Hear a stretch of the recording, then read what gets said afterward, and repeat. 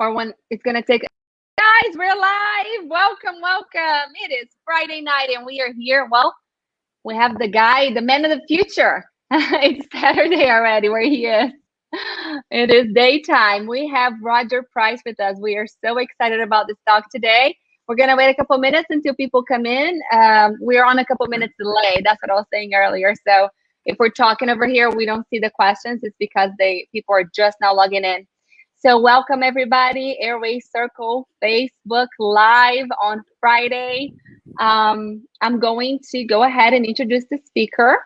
But right before I do have to remind you guys that we may not know who you are whenever you're asking a question. So if you would like us to say your name, please type your name right before the question. And I would like everybody that's watching live to write the word priceless on the comment. And I'm going to tell you why. Because Mr. Priceless over here, I'm going to rename you, Roger. You taught us the other day on Clubhouse the exercise with your fingers, and I'm jumping ahead over here. The one that you touch the middle fingers, I wrote that on my exercise list that I give to my patients, and I named it Priceless. After you, but okay, let me go ahead and start, guys. We have Roger Price. He has more than 60 years experience in multiple areas of health, with 20 plus years dedicated to dental, orthodontic, and sleep professions. He's the creator of a concept of breathing disordered sleep, which explains the multiple issues that people have which are independent of sleep. He is the creator and producer of the e-course Demystifying the Airway, which, if you guys have not seen it yet, I signed up for it the other day. And I was actually going to ask you today who is producing it for you, because it is beautiful. It is such a good course. And I'm going to post on Airway Circle group so you guys can get the link for it. But welcome, Roger. Thank you very much, Renata. And good whatever it is to all of you, depending on where you are.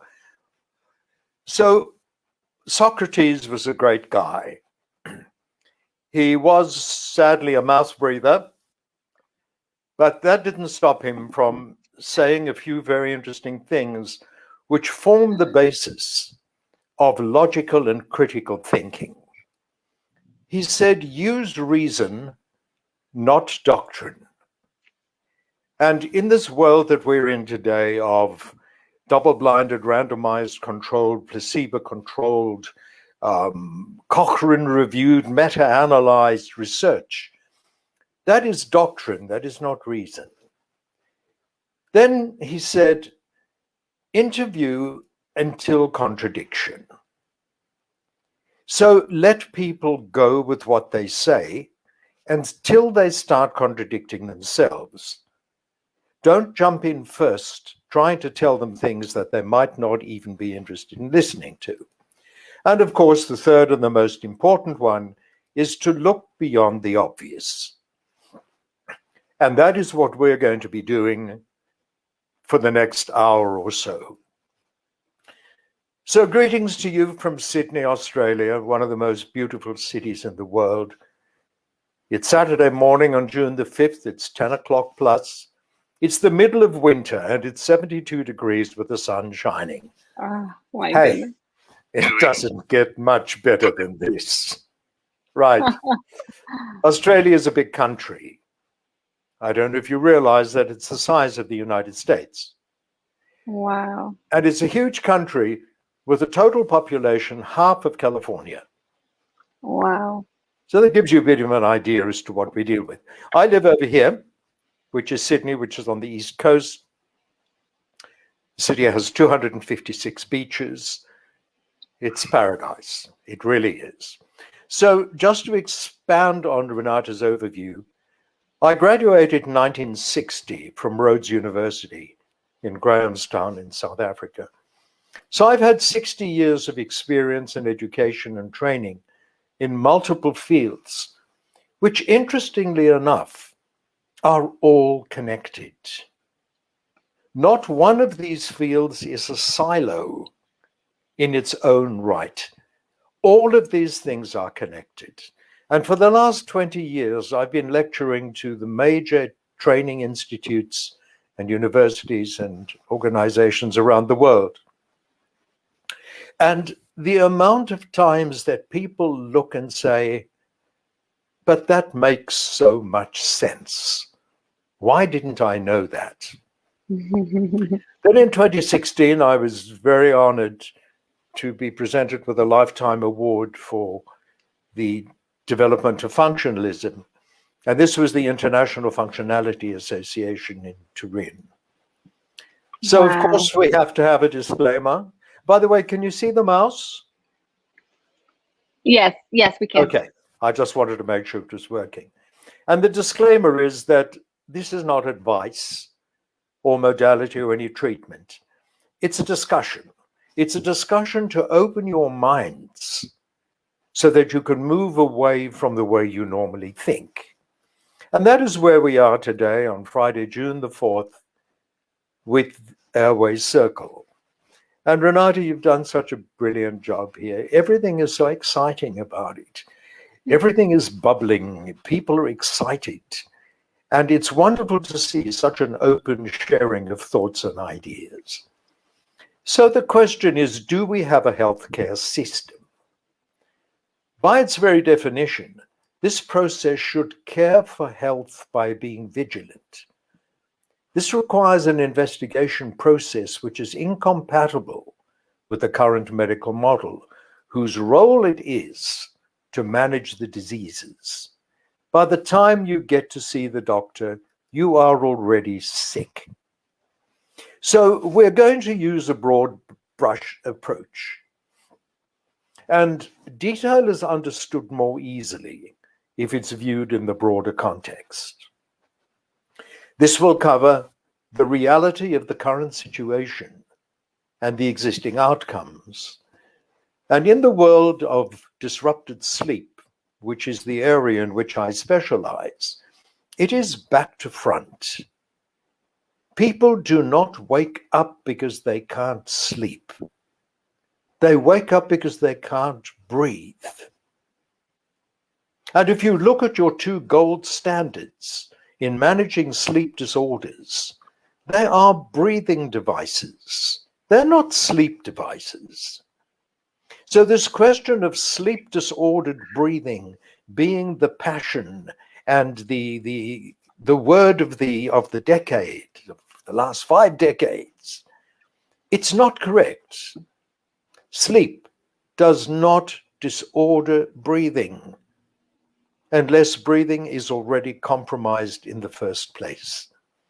So that's when I came up with the concept of breathing disordered sleep, which explains the phenomenon much more simply. You wake up in the middle of the night because you cannot breathe. And if you don't wake up, you die. It's that simple.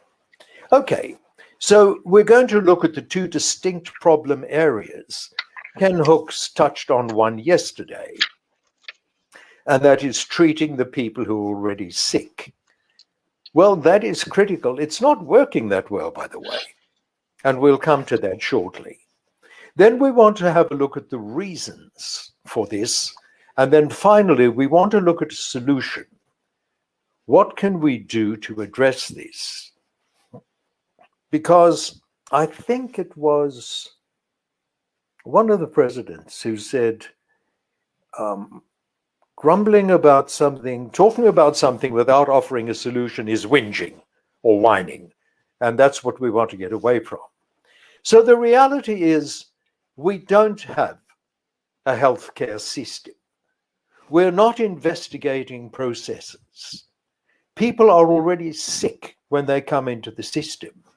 What we have is a disease management business, which by its very definition relies on a variety of surgical, drug, and interventional processes to address the symptoms.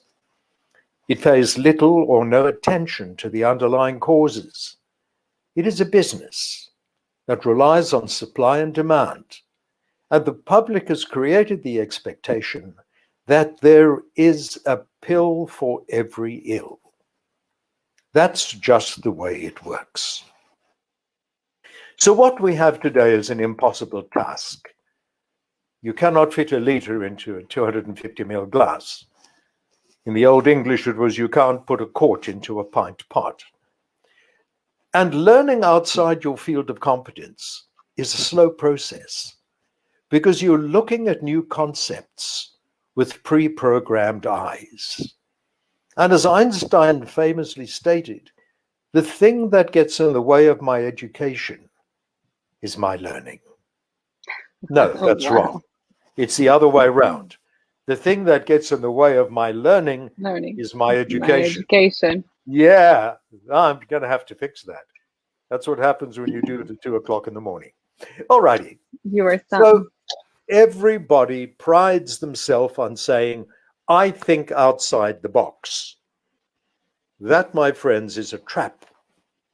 Because when you say that, you're accepting that there is a box outside of which you have to think. That is the limitation.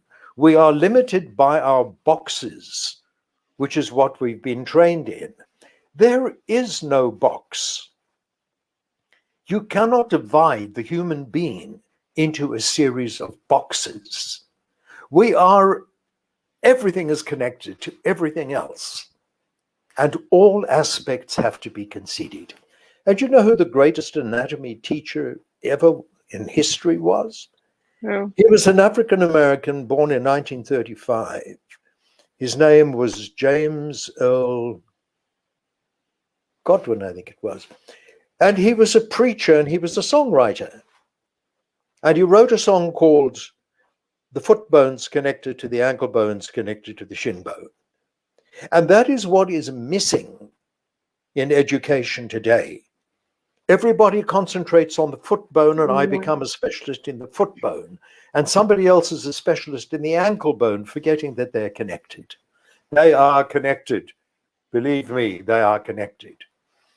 So look what we have created. A multi-trillion-dollar medical industry.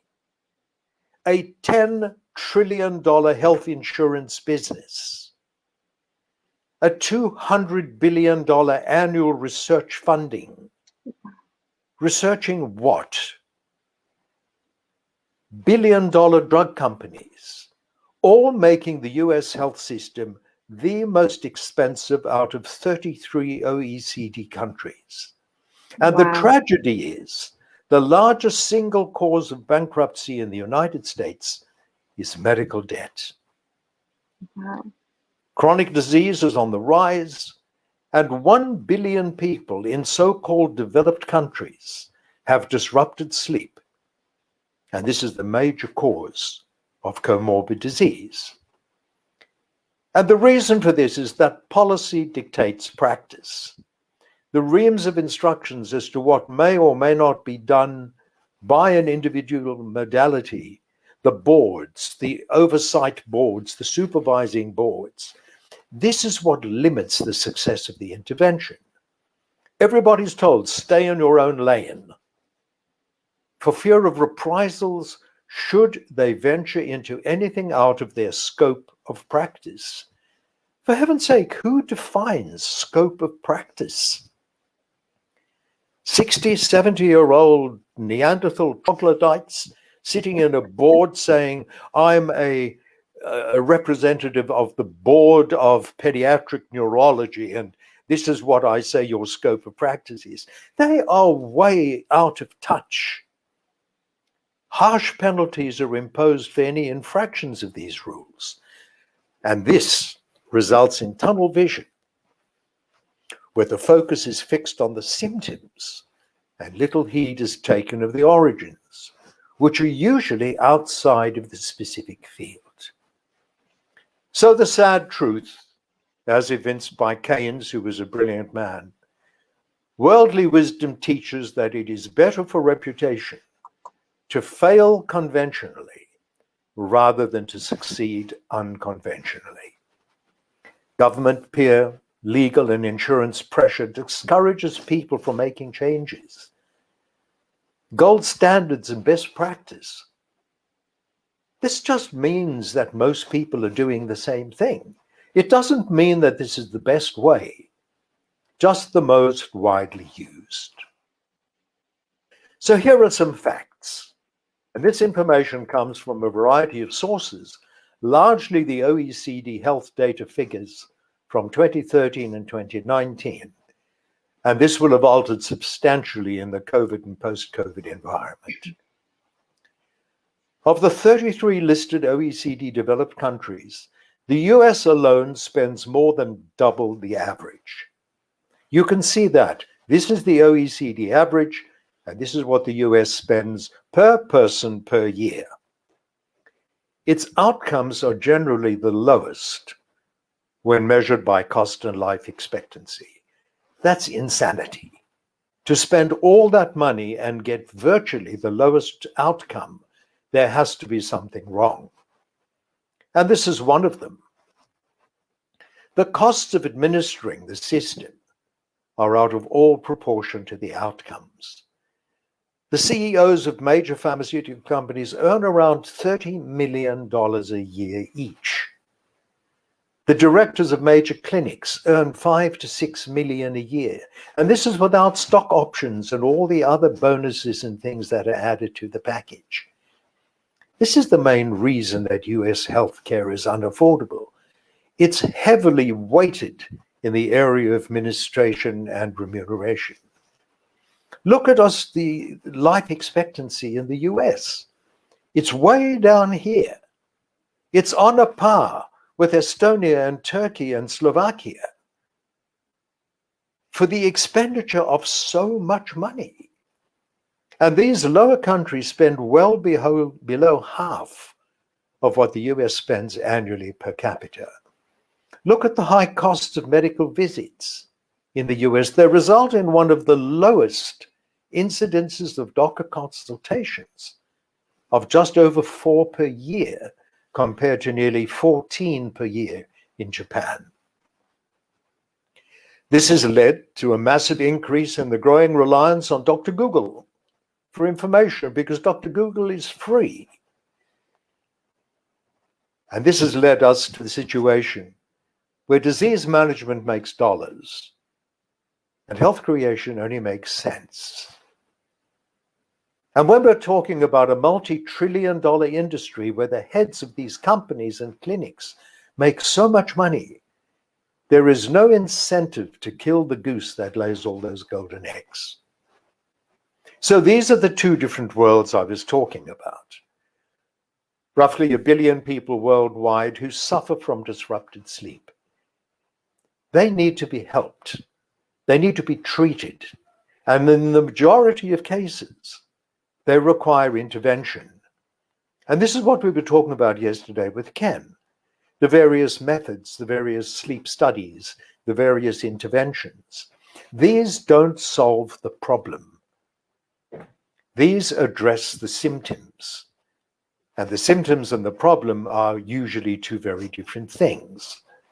Then, of course, on the other side, we have the hundreds of millions of newborns, infants, toddlers, and children who are developing problems that will push them into the world of intervention. These problems can be identified early. They can be addressed early. They can be treated early. So we can stop the flood of new cases of sick people pouring into a system that cannot even handle what it has at the moment. My friends, we have a chasm. And the medical world and the dental world are peripherally involved in trying to solve this complex issue. One uses sleep medicine, and the other uses dental sleep medicine. Well, why should sleep require medicine? Sleep is a natural physiological function. And why should dental sleep medicine have anything to do with anything? Because the problem is not dental. The problem is not sleep. The problem is not medicine. The problem is function and behavior. And neither of these professions has the required in-depth of training and understanding to be able to solve the problem. Both are trying to address it from their own perspectives. And that is why we are struggling. What is required is a new discipline that bridges that gap. And that discipline is airway. And I'm committed for the rest of the days that I'm blessed to be able to draw a sane breath every day. I am committed to turning airway, functional airway management, into a profession, into a course, into a master's degree that is going to bridge that gap and is going to prevent people from falling into that pool of disease. There's a knowledge gap. It's not possible to learn all disciplines in any 4-year course. And what is missing with airway is the knowledge and understanding of the biochemistry, the physiology, psychology, and the behavior of the total airway. Not the ENT airway, which is the nose and throat. Not the dental or the orthodontic airway, which is the jaws and the cranium.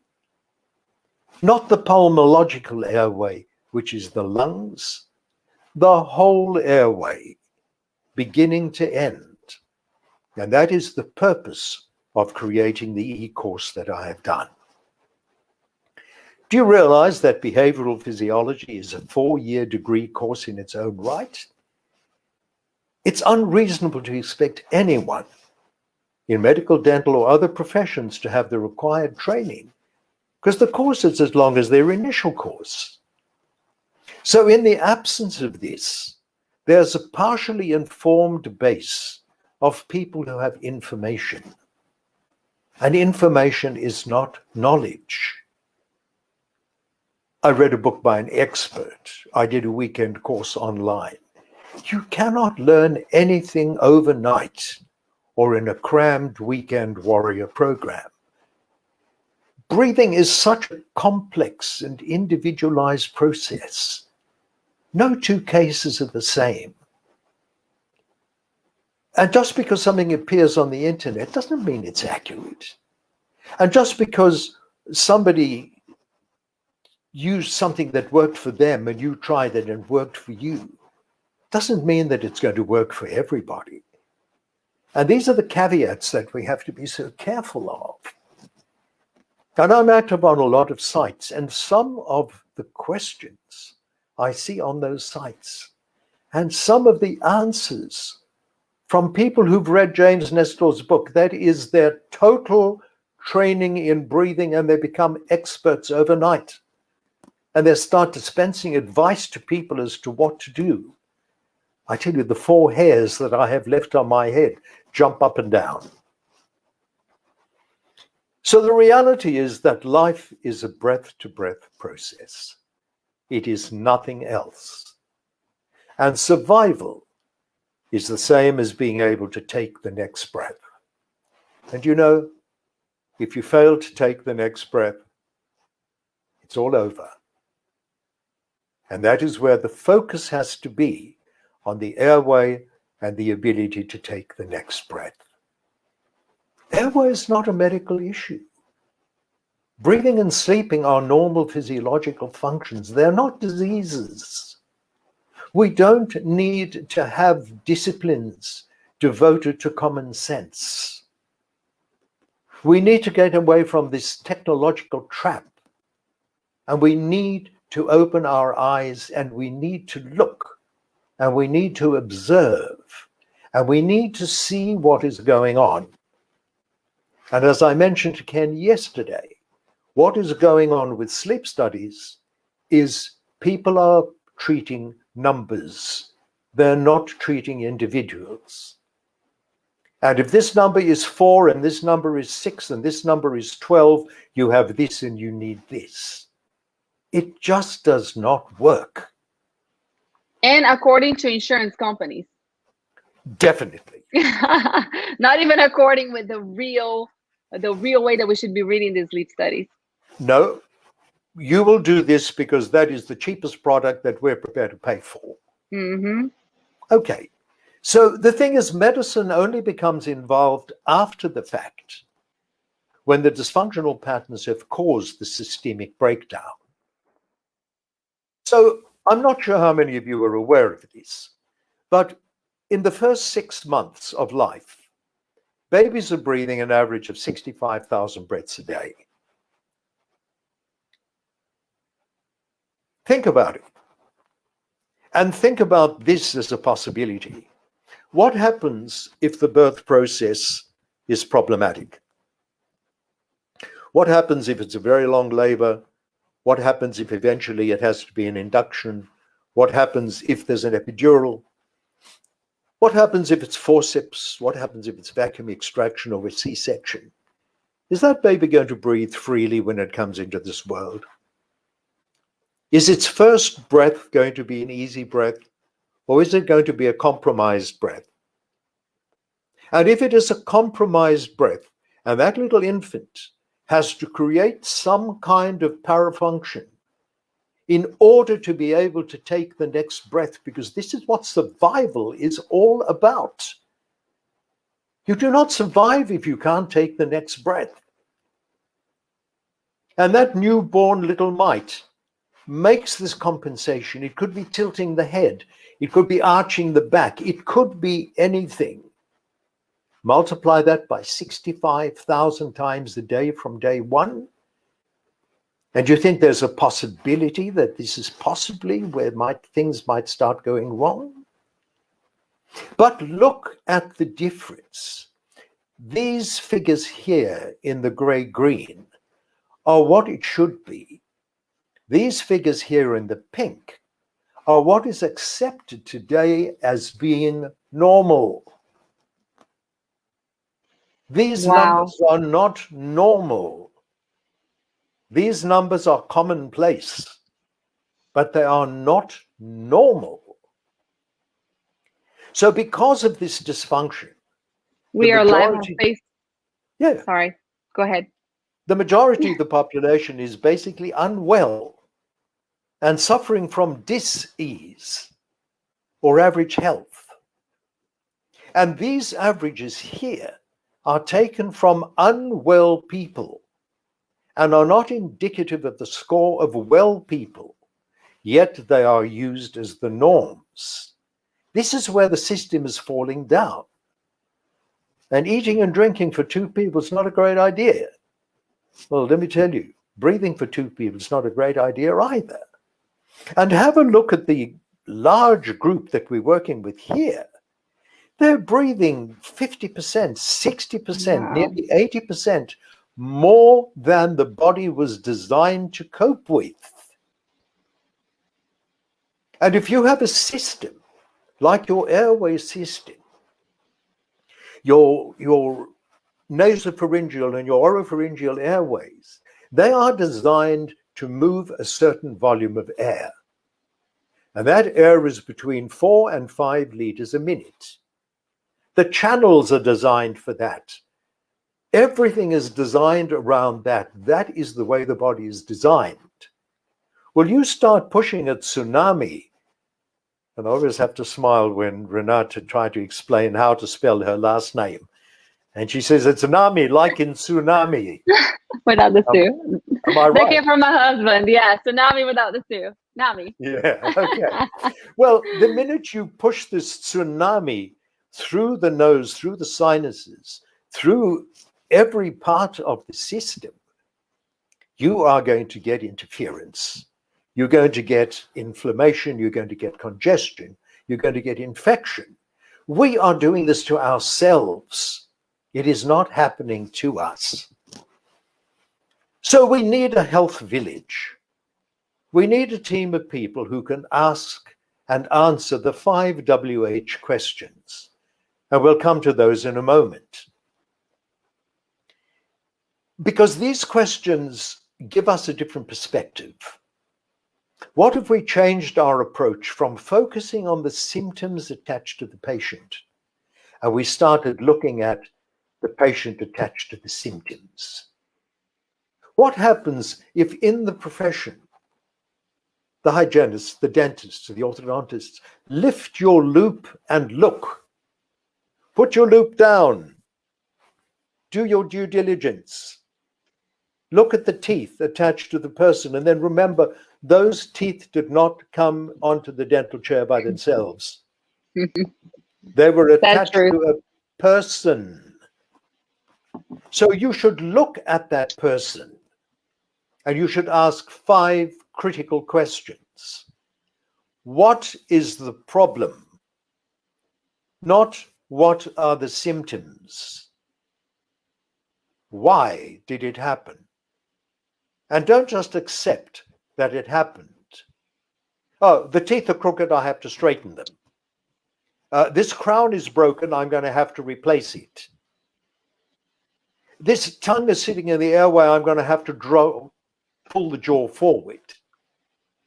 You can't just accept that it happened. We have to know, why did it happen? We want to know, when did it happen? Was it recent? Was it a trauma? Was it an accident? Or was it of long duration, perhaps even going back to birth? We want to know, where do we start in order to address the etiology? And of course, most importantly, who is the appropriate person to address the prime issue? Very often, the person who fixes the symptoms does not have the training to understand why this happened. And this is why, only after we have asked those 5 questions should we look at the, how am I going to fix this? The world is back to front. Everybody walks into a doctor or a dentist, and the first question is, how am I going to fix this problem? They don't even know what the problem is. This is the disconnect. And this is called health care. We have to breed early awareness. People need to look for things.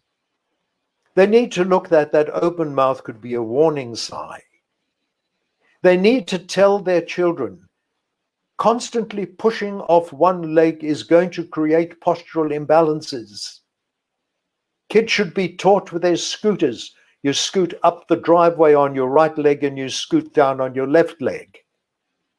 These are the innocuous things that are happening every second of the day that people don't look at and don't realize and don't understand that this is the hotbed of dysfunction, and it can be addressed very early. This requires a homely, friendly environment, not a stern medical office.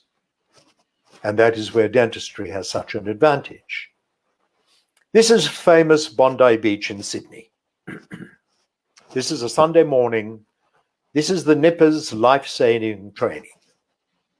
There were hundreds of parents and coaches at this training. Amongst those parents were doctors, nurses, dentists, physiotherapists, personal trainers. Did anyone notice or comment on this group? Oh. You know the statistic? 3 out of 4 children between the ages of 5 and 12 have crooked teeth. I did not select these children. They were part of a Nippers training team. There were 4 girls of the same age. Look at the growth potential of the one with a closed mouth as opposed to the other 3 with open mouths. And each one of them has something different. Absolutely. What you're seeing is so commonplace to the point that it is now considered as being normal. And I promise you, not one of those doctors, nurses, trainers, or physiotherapists even looked at those teeth. They thought, these kids have got crooked teeth, they'll get braces. This is anything but normal. Wow. So to quote the words of one of my most respected friends and colleagues, Dr. John Coyce, all of us know more than any of us. And that is why with this human organism that is so complex to be understood by any one group of health professionals. We have to do what you guys are doing now. We have to create a circle. We have to create a circle of understanding. We have to have a bin at the door which says, place ego here. Yeah. This does not work when ego rules the waves. And You're this is absolutely why right. the current medical system cannot handle the problem.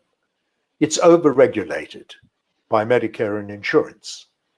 It's heavily influenced by the threat of malpractice and litigation. It has limited time per consultation. 7.38 minutes is your Wow. basic consultation time. It operates in isolation. The doctor sits behind a desk in a small room with an examination table and a chair for the patient. It's isolated. The doctor's role is to diagnose, prescribe, and refer. There's no time to identify the cause. And it uses the across-the-desk approach where my job is to fix you quickly. By the time you get to see the doctor, you're already sick.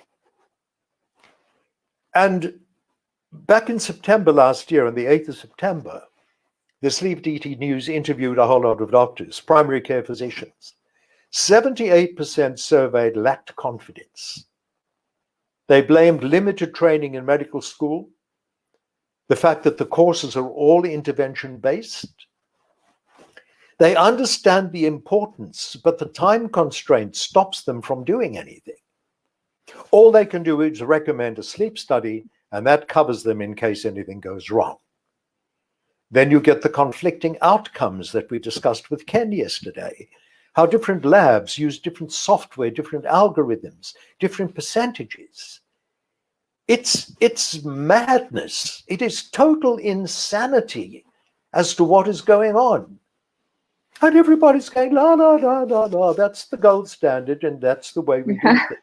Everybody wants to come up with their own thing. They want to be the ones to. Failing. It's not working. It's failing. And then, of course, you get your patient resistance. So where do patients go for help when the system has failed them? That's where I believe they should go. Because it's primarily a behavioral disorder. It's a dysfunction. It's not a disease. Dental teams are in a better position to identify and educate.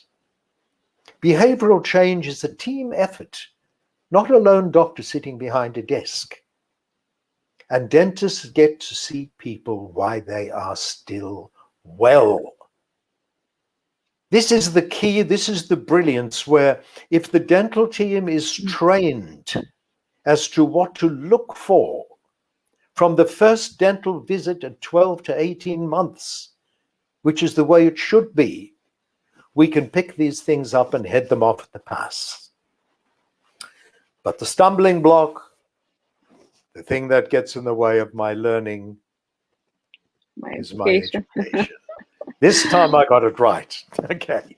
Yes, I always tell my patients, you know, and being in the dental office, you know, all you guys listening to this, if you're a hygienist, you are in such a perfect position to be able to be an advocate for these patients. You are the one who's spending 45 minutes, if you work in a good office, right? 45 minutes to an hour with these patients. You get to ask them questions, you know, how are you feeling today? How was your sleep? How many patients fall asleep in our chair? You know, oh, it's not because you're a good hygienist, because they have some, you know, breathing issues while they're asleep. So we are in the perfect place. This is beautifully put. So here's your challenge. Life begins at the end of your comfort zone. Tell me about it. I've spent my entire life outside of my comfort zone. And I still am. Wow. And I have my 81st birthday in 2 weeks' time, and I'm still outside of my comfort zone. And I love it, because that's what gives me life, and that's what gives me purpose, and that's what gives me meaning. And I'm not scared of upsetting the status quo. And I'm not fearful of upsetting set routines. And I'm not worried about entering uncharted territory. And fear of criticism from the medical community says more about who they are than who I am. And I don't care what my peers say. They don't even know me. Whose story do we believe? Socrates said, do it yourself. Start asking questions until you find contradiction. Concerned about patient resistance? Well, of course your patient is going to be resistant if they don't know what you know and if they can't see what you've studied.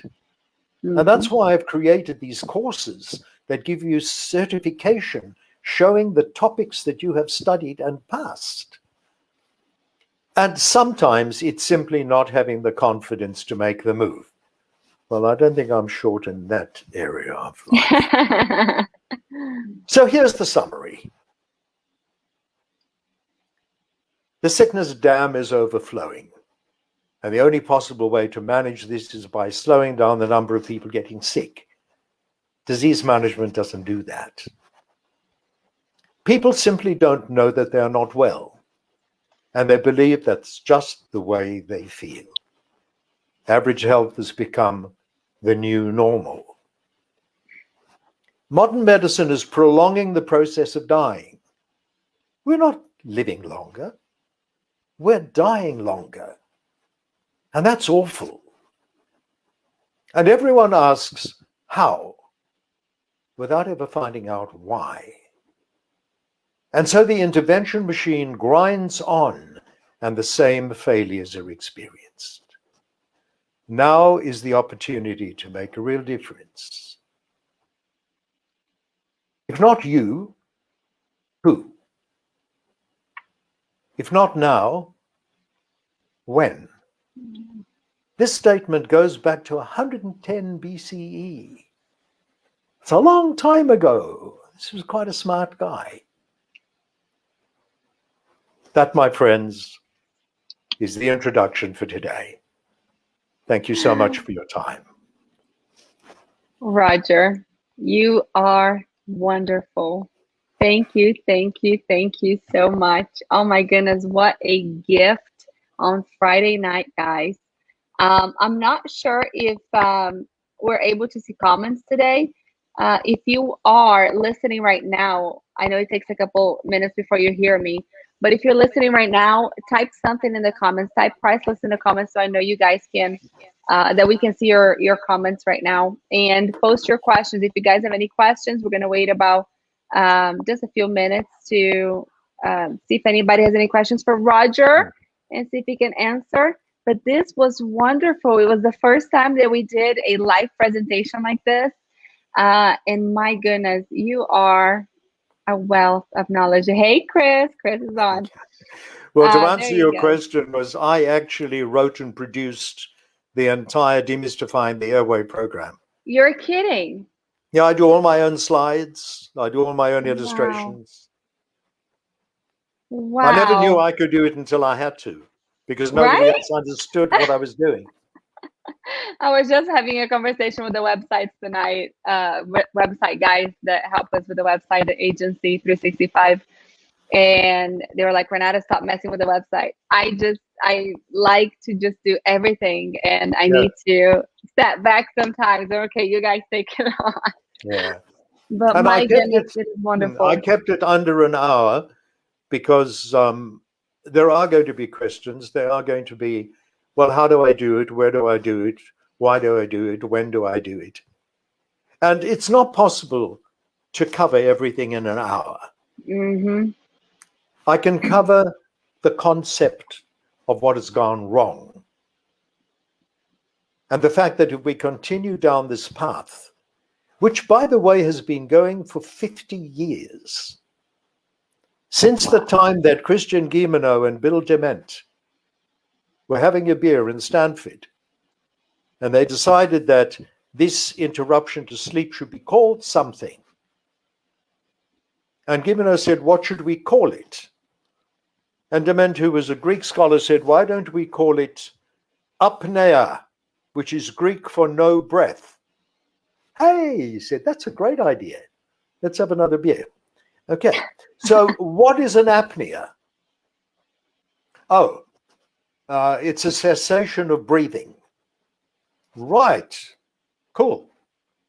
For how long? What about 10 seconds? Exactly. Why? Why is Not that? 9 seconds, not 11 seconds, not 5.8793666 reoccurring seconds. 10 seconds was an arbitrary figure. So 10 seconds became the benchmark. Then after another beer, the question was, well, what happens if it's not a complete cessation of breathing? Whew. Wow. Let's look for another Greek word. Let's call that a hypopnea. Okay. How much of an apnea is a hypopnea? Ooh. What about half? Yeah, okay. Time for another Pabst. Okay. But some labs use 30%, some use 60%. There is no commonality in what they do. So then they said, well, look, we've got these two numbers. What do we do with them? Well, let's add them together and divide by the number of hours the person is sleeping. Oh, great. Okay. Well, why don't you just put in your shoe size and your grandmother's age when she died? Because they're about as relevant. So we came up with the AHI, the Apnea-Hypopnea Index, which on the 15th of May last year was completely trashed in a journal by 10 independent physicians worldwide. They said it is completely unscientific. It has no validity whatsoever as a diagnostic norm. It's useful. It's useful in how it changes. So if your AHI is 75 and 3 months later it's 42, all it means is that things are improving. So then you've got the BMI, which is another load of rubbish. The BMI is not an individual measurement. The BMI is a group statistic that was created in 1792 by a Belgian mathematician by the name of Quetelet. And Quetelet said that if I take a group of people, and if I take their weight and divide it by their height, I'm going to get a number. But that number was kind of clunky. So he said, well, why don't I square the number and then divide that into the weight? Squaring a number is mathematical sleight of hand. It has nothing to do with health. So weight divided by height squared has got nothing to do with anything. It's a mathematical statistical number. Wow. And Quetelet said this is not for individuals. So he applied it to tall, thin Scandinavians and he got a number. Then he applied it to short, squat Polynesians and he got another number. But what happens if a Polynesian marries a Scandinavian? And you start trying to work out their BMI. So through usage, the requirement for CPAP is BMI plus HHI. Wow. It does not work. It has not worked for 50 years. And it will not work for the next 50 years. And by the way, you will get all of this stuff in that course. I saw your registration come through last night. Yes, I started it today. It was wonderful. Yeah, so everything is in there. That is a 10-hour introduction so that you will understand what airway is, how it originated, how the problems that we're facing today developed, and what is getting in the way of resolving this situation. Wow. I do have one question. bringing back to those little girls that we showed, of course, whenever we look and we're looking at the teeth and we're looking at the facial growth and we're looking at the muscle tension, trying to close those lips. We're looking at that. But I love your cut, by the way. But I was one of those subtle girls, plug. Yes. That is why I'm here today, because I was one of those kids who had tons of allergies and really bad bags under my eyes, allergic rhinitis, and sneezing all the time, mouth breather. And my dad had sleep apnea, undiagnosed sleep apnea. We know it is, and I call him every day, telling him to go to the doctor to get something done. But I'm ignored anyway. Hashtag dad go to the doctor. What do you know anyway? You're his daughter. But after this lecture, I don't even know where to send him anymore. What is the first step? So growing up, I have a high vaulted palate. I know that I'm going to maybe when I do hit what is it called whenever you hit you lose your hormones, menopause. Sorry. Yes. Whenever I hit menopause, I have a higher chance because my structure is not good. My molar to molar palatal width is very narrow. So the structure is not in my favor right now. And I might be looking into maybe having some of these issues when I hit menopause or as I get older. What is your recommendation? What should somebody like me, because I know there's plenty of people out there whose parents have sleep apnea or UARS, what should we be doing in our 30s? I'll just take you back to 1962 at Columbia University. The professor of craniofacial orthopedics and orthodontics was Melvin Moss. And Melvin Moss made a statement. He called this his functional matrix hypothesis. And the hypothesis was that bone does not grow. Bone is grown. Mm-hmm. So you can picture the little osteoblasts sitting around there waiting for something to happen. Mm-hmm. Nothing's going to happen until pressure is exerted on them. And that, of course, is amplified when you think of the growth of the skull. Does the brain restrict its size to the size of the skull? Or does the pressure of the growing brain put force on the osteoblasts in the cranium, allowing the skull to grow to its genetic potential? Wow. The same applies to the orbits. Do the eyeballs shrink to fit the hole in the skull? Or do the orbits, under the constant pressure of the eyeball, grow to their genetic potential? So that's the penthouse, that's the ground level. Now we go to the basement, which is the maxilla. The maxilla should grow to its full potential under the consistent pressure of the tongue. But with most people, the tongue does not, mm-hmm. Yes, Slow. I'll show. Does not give consistent pressure. But that does not mean that the genetic potential for the full growth of the maxilla is not there. And that potential can be released literally at any age. And this is the craniofacial epigenetics. This is what is behind those various techniques, like the ALF, and like the facial beauty with Steve Galella, and with the Vivos system, and with Ted Belfour in his homeoblock. It's all about encouraging the maxilla to reach its full genetic potential by stimulating what was stopped earlier on through lack of function. That is perfect. So I one know of the what I have to do. dentists I work with here is currently, two of them are actually currently going through homeoblock with Ted Belfour, and they're in their 30s. And after 9 months, they've already experienced several millimeters forward growth in the maxilla. Wow. Because the potential is there. But every case is different. Of course. And what I've learned after all these years I've been involved with dentists and with orthodontists, it's not the appliance that fails.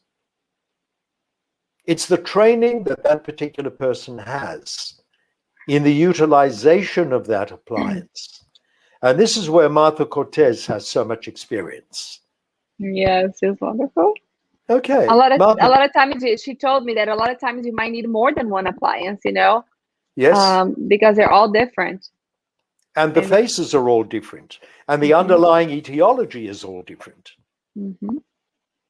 So this is why there's no one size fits all. There's no one set of breathing exercises that works for everybody. Mm-hmm. There's no cookie cutter process in health.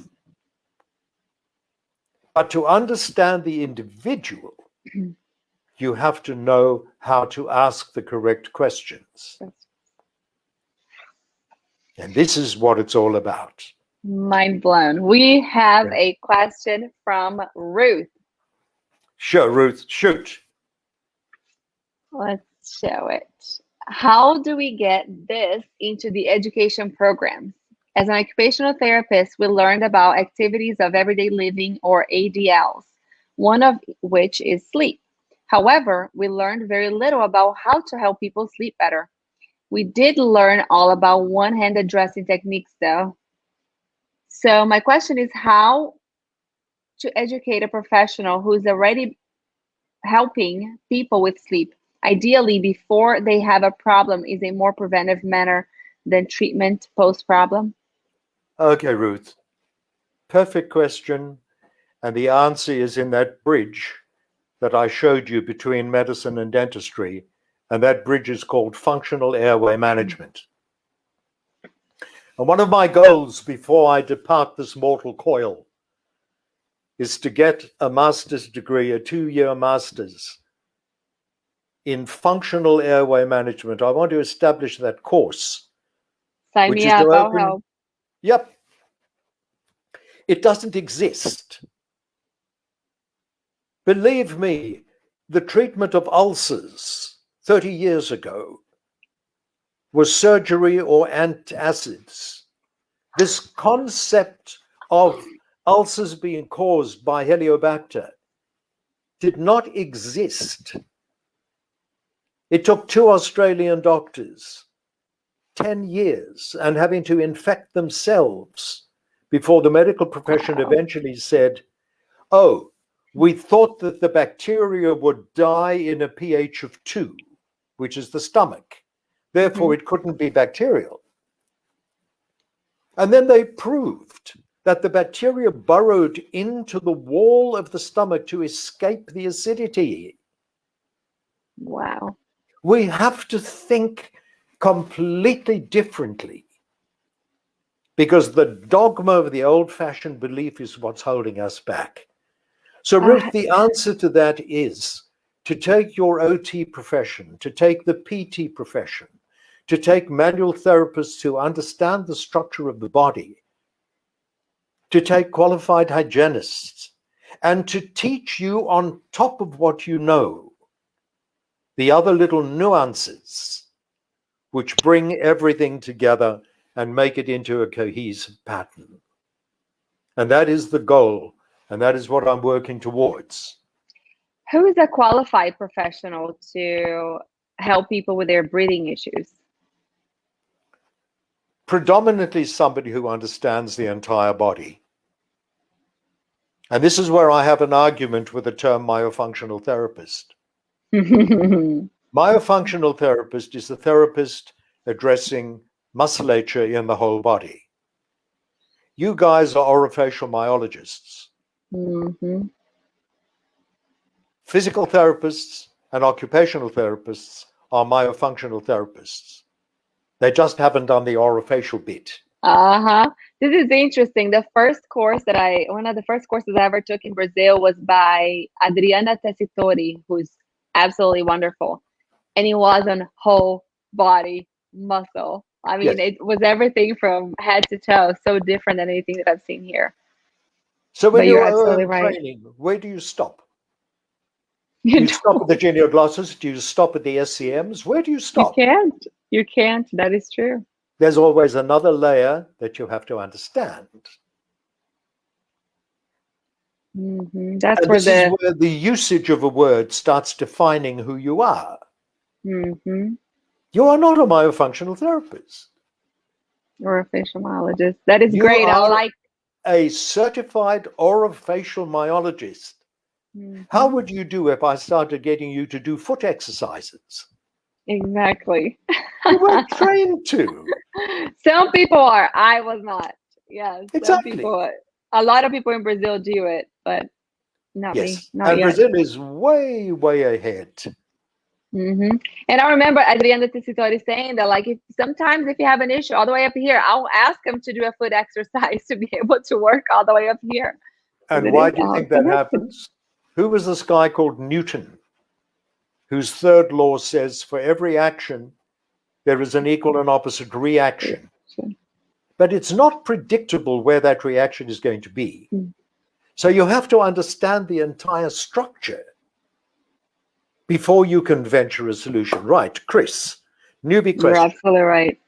How does jaw growth in later life impact dentition bite alignment? For example, if someone only needed mandibular advancement. Okay, well, that's a very, very complex question because mandibular advancement is not something in its own right. It has to be relative to cranial structure. It has to be relevant to occlusal patterns. It has to be relevant to prior treatment. You cannot treat the jaw that has not had extractions the same way as you treat the jaw that has had extractions. Because structurally, the two things are now different. All I can tell you is there is no single answer. Every case has to be looked at in its own right. You have to drill down until you get to the etiology of the problem. And I might be a little biased here, but the etiology of the problem is survival. And the human body will create whatever dysfunction, parafunction, or compensation it needs to take the next breath. This question is for the dentist and the hygienist. How many of you find you hold your breath during the day while you're working? All day long over here. Why? Catch myself all the time. I'm holding my breath. What are you doing? I don't know. You're facilitating the next breath. Because you couldn't take the next breath functionally if your breathing biochemistry was out of balance. So by holding your breath, you build up your retained carbon dioxide levels, which shifts the pH, which balances the chemistry, which allows you to take the next breath. You are having daytime apnea. Oh, Lord. That's what it is. That breath hold is a balancing mechanism to get the pH balance correct.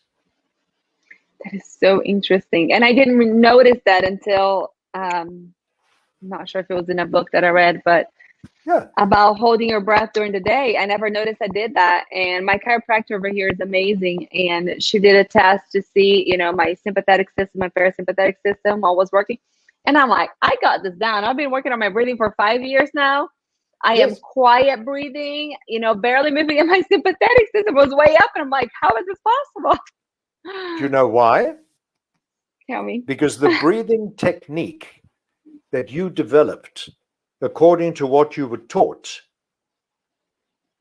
was not in harmony with your body's chemistry.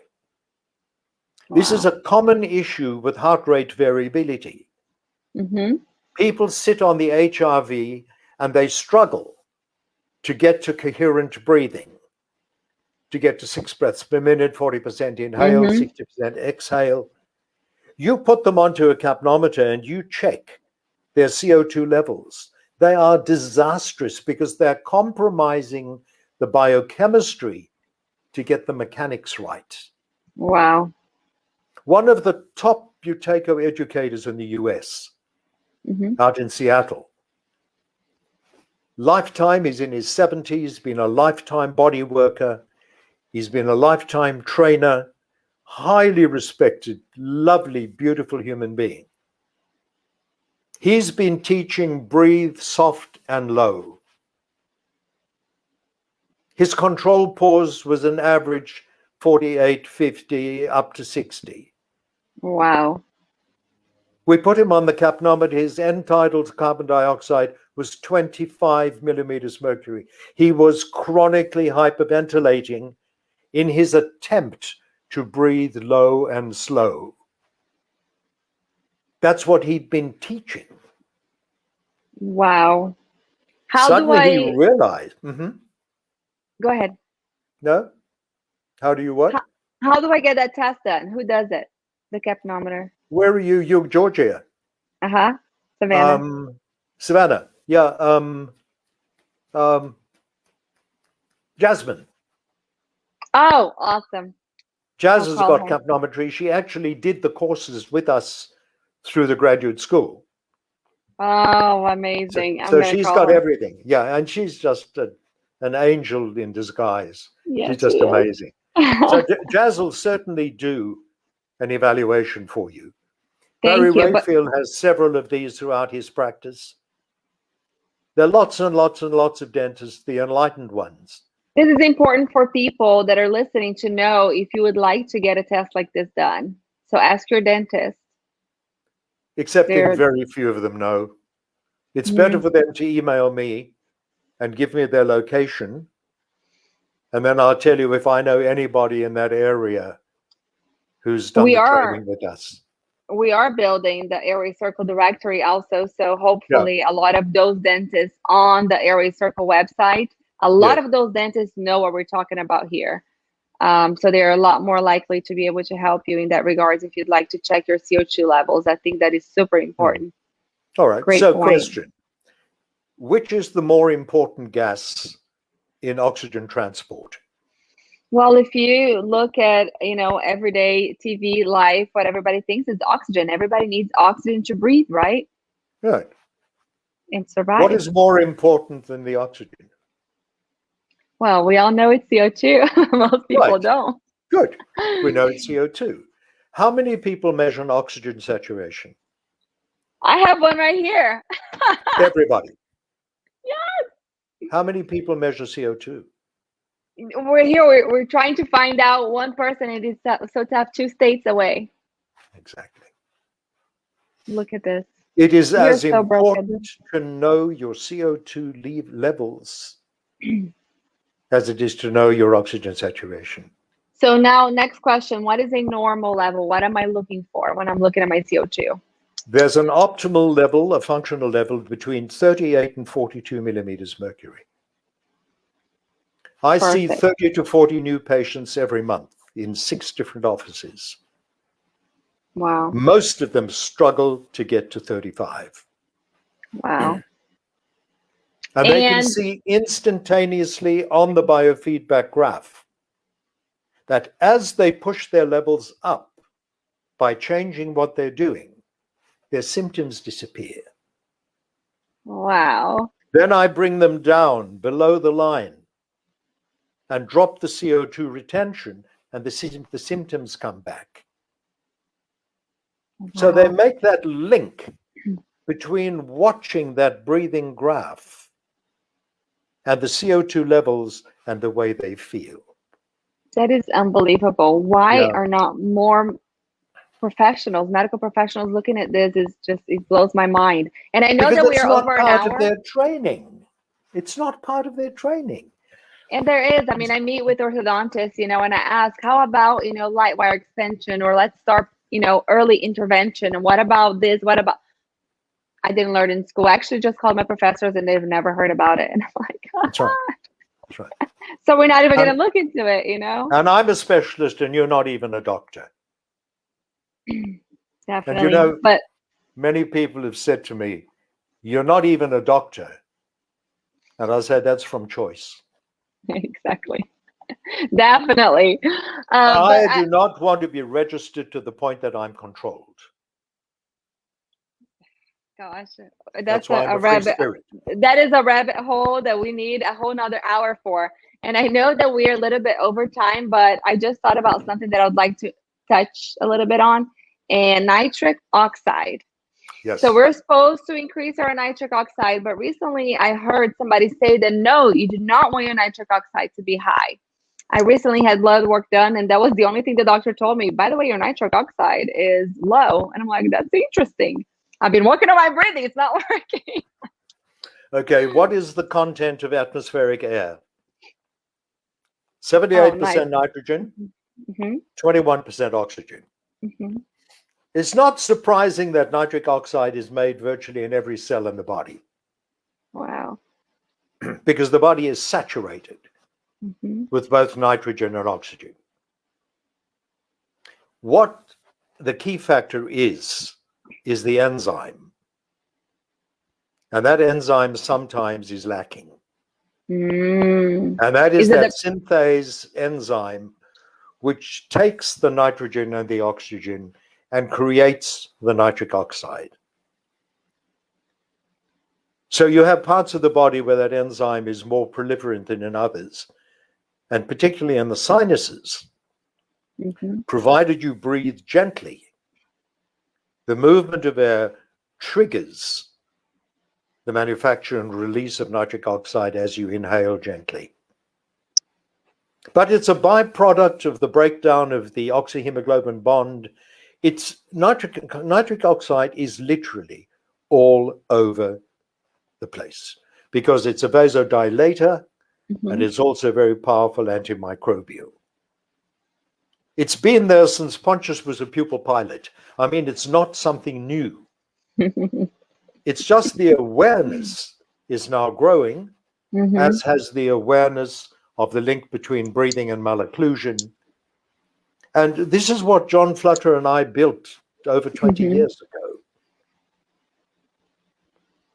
And I'll get him on the program. I'll drag him out of bed. He's in London, but I'll drag him out of bed. He's great fun. We'll plan. Roger, thank you so much. This has been a wonderful hour. I am so appreciative, and I'm so happy that I got to meet you over here the way that we've been doing this past year with the pandemic. But thank you so much for your time. You were wonderful, and I know that we're going to have many more meetings together to learn from you. And I wish you a good evening and a happy sleep. Thank you. Thank you, everybody. Have a wonderful night. Thank you, guys. Bye-bye. Bye-bye.